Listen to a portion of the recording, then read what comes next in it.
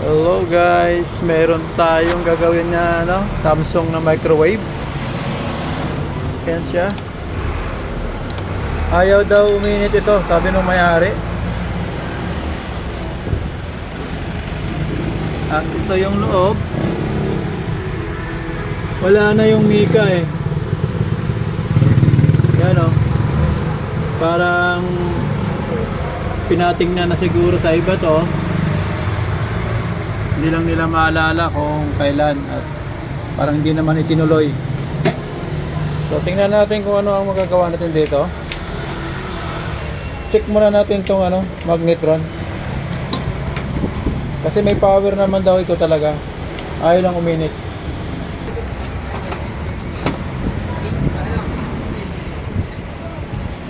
Check natin kung may leak na itong filament. So wala naman siyang leak ngayon.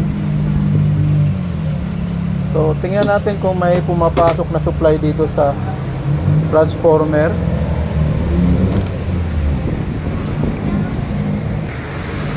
On natin yung timer.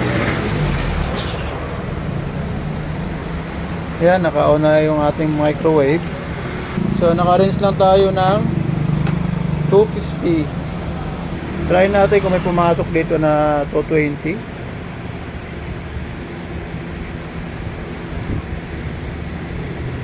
So wala po siyang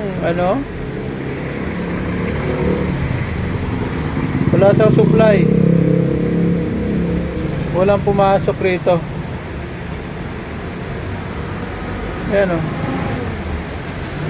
As in 0. So meaning ay bunutin muna natin. May problema tayo rito sa kanyang timer switch. Or yung ito palang temperature switch. Kasi ito yung timer pala niya ito. So ayaw mag-trigger on yung kanyang temperature switch. Okay. So yan, papalam natin sa may-ari.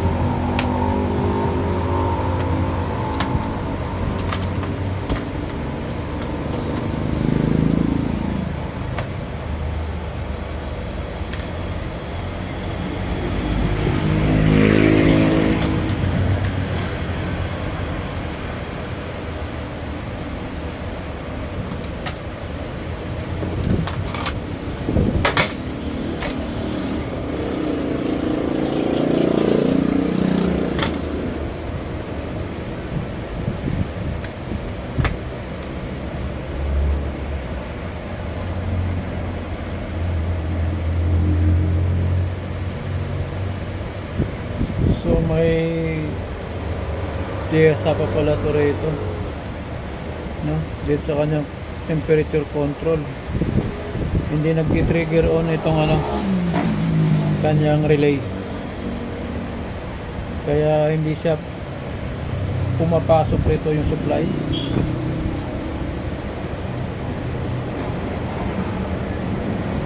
So check na lang natin kung may magawa tayo dito. Okay.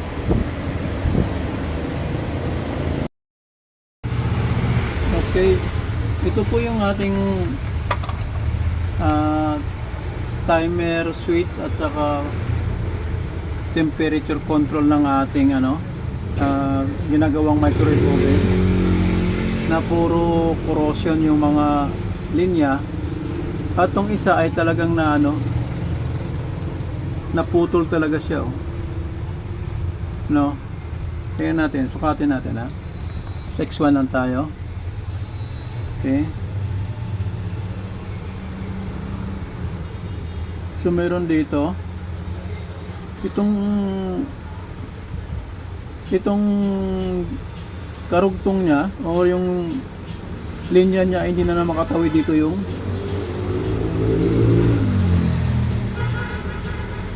resistance, wala na tayong masusukat dito. Dahil ito, na pudpud or naubos na nung corrosion. Then i-try natin tong isa. So ito nakadugtong pa ito.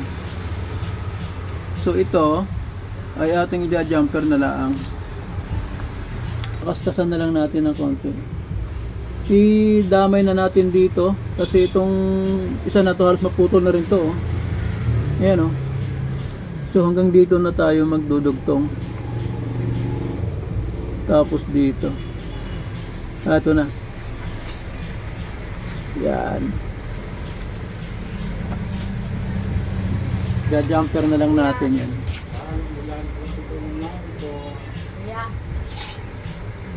Yan.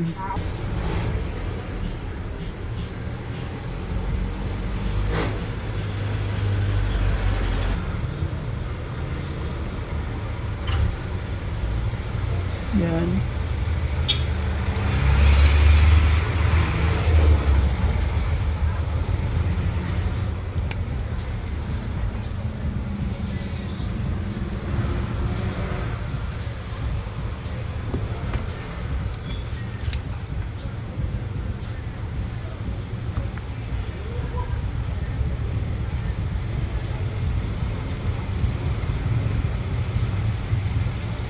Okay. Yan na. So, titesting na lang natin.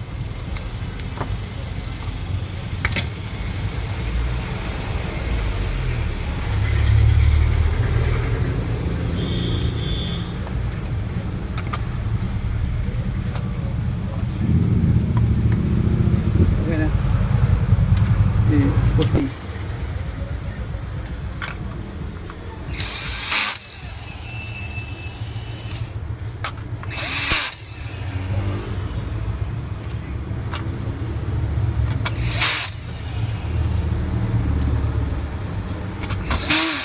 Okay, kasama na lang natin doon sa kanyang unit. Kabit natin itong timer at saka yung temperature control natin.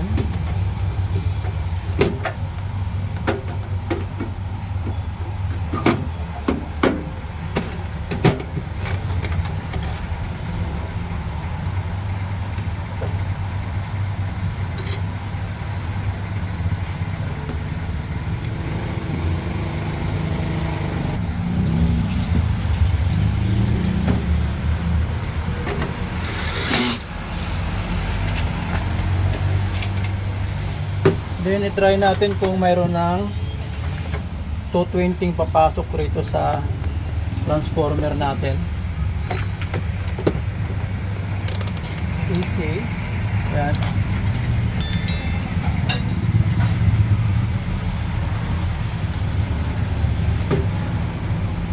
So naka na.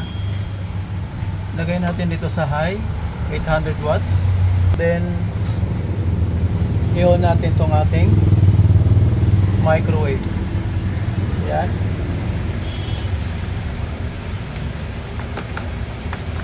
Sukatan natin kung mayroon ng pumasok na 220 dito sa transformer. So meron na siya oh. So ibig sabihin mag-iinit na yan. Okay? So lagyan natin ng tubig.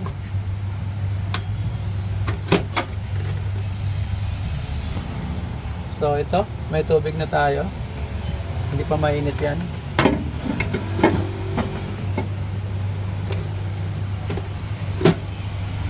Then 1 minute lang tayo, 1 minute. Yan, may power na tayo. Antayin na lang natin na matapos yung pag-count ng timer. Naka-range tayo ng 800.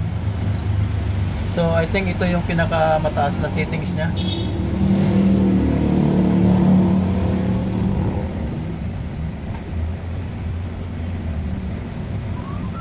Antayin lang natin.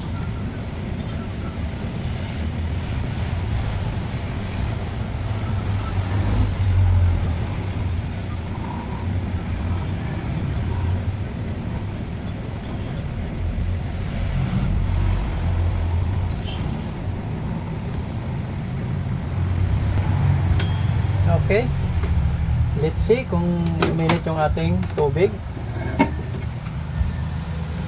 Ayan. Pansin nyo, mayroon ng usok. No, sana nakikita nyo yung usok. At mainit na yung tubig. Okay? Success ang ating pag-repair ng ating microwave. Na ang problem niya, ayaw uminit dahilan sa ayaw pumasok yung supply natin dito sa kanyang transformer. So kung nakita natin sira dito ay open line doon sa kanyang board, dito sa control board niya. Okay, sana po ay may natutunan kayo sa aking munting video. Maraming salamat po at thank you for watching.